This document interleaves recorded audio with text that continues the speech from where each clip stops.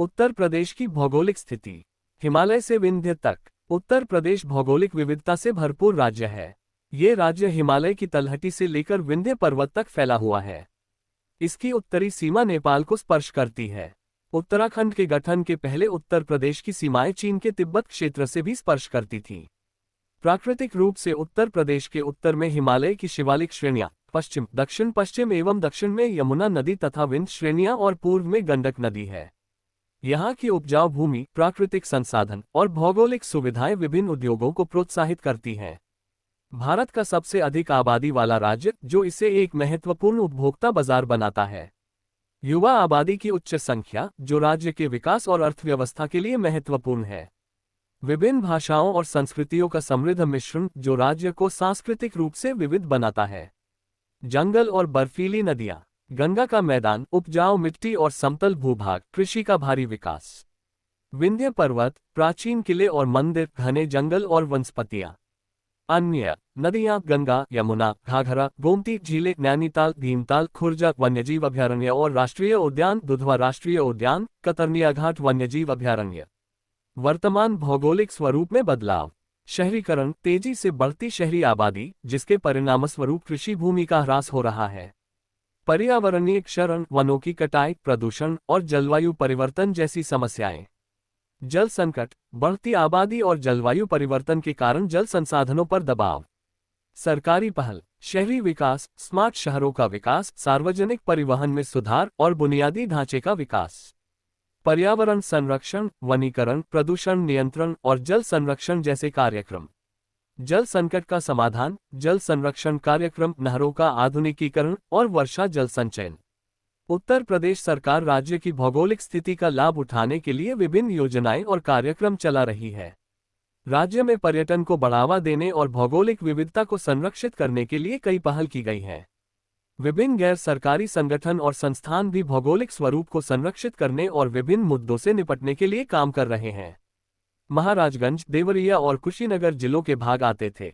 कुछ वर्षों से भूमि सुधार कार्यक्रमों के कारण इसकी चौड़ाई काफी कम हो गई है, जिससे इसका काफी भाग उपजाऊ भूमि के रूप में किसानों को प्राप्त हो गया है। अब यहाँ गेहूं, गन्ना और धान की फसलें बहुत अच्छी पैदावार दे रही हैं। उत्तर प्रदेश के ऊंचाई वाले भागों में मिलने वाली प्राचीनतम जलोढ़ मिट्टी को राढ़ नाम से जाना जाता है। भूगोल, समतल मैदान, उपजाऊ मिट्टी, नदियां और झीलें। जलवायु, उष्णकटिबंधीय, गर्म और आर्द्र। वनस्पतियां, साल, शीशम, सागौन, बांस आदि। जीव जंतु, हाथी, बाघ, तेंदुआ, हिरण आदि। आर्थिक गतिविधियां, कृषि, पशुपालन, मछली पालन, पर्यटन। भूमिका निभाता है। दक्षिण का पठारी प्रदेश, विंध्य पर्वत। दक्षिण पठारी प्रदेश के अंतर्गत बुंदेलखंड एवं बघेलखंड के भूभाग आते हैं। उत्तर प्रदेश में दक्षिण पठारी प्रदेश का कुल क्षेत्रफल 45,200 वर्ग किमी है। यह क्षेत्र दक्कन के पठार का ही हिस्सा है तथा इस भूभाग की उत्तरी सीमा यमुना तथा गंगा नदी द्वारा निर्धारित है और दक्षिणी सीमा विंध्य पर्वत द्वारा निर्धारित होती है। पूर्व दिशा में केन नदी तथा पश्चिम दिशा में बेतवा तथा पाहुज नदियां इसकी सीमा निर्धारित करती हैं। उत्तर प्रदेश के दक्षिण पठारी प्रदेश के अंतर्गत झांसी, जालौन, हमीरपुर, महोबा, चित्रकूट, ललितपुर और बांदा जिले, प्रयागराज जिले की मेजा और करछना तहसीलें, गंगा के दक्षिण में पड़ने वाला मिर्जापुर जिले का हिस्सा तथा चंदौली जिले की चकिया तहसील आती है। इस पठारी क्षेत्र की सामान्य ऊंचाई 300 मीटर के आसपास है तथा कुछ स्थानों पर यह ऊंचाई 450 मीटर से भी अधिक है।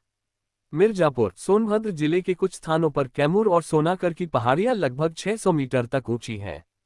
दक्षिण पठारी प्रदेश की औसत ऊंचाई 300 मीटर है। दक्षिण पठारी प्रदेश का ढाल दक्षिण से उत्तर की ओर है। दक्षिण पठारी प्रदेश की प्रमुख नदियां चंबल, बेतवा, कैन, सोन नदी एवं टोन्स हैं।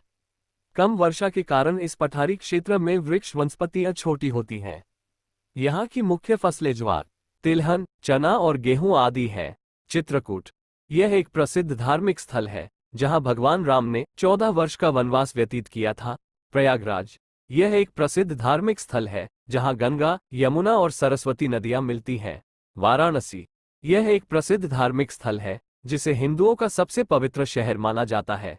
कालिंजर किला, यह एक ऐतिहासिक किला है जो अपनी प्राकृतिक सुंदरता और ऐतिहासिक महत्व के लिए जाना जाता है।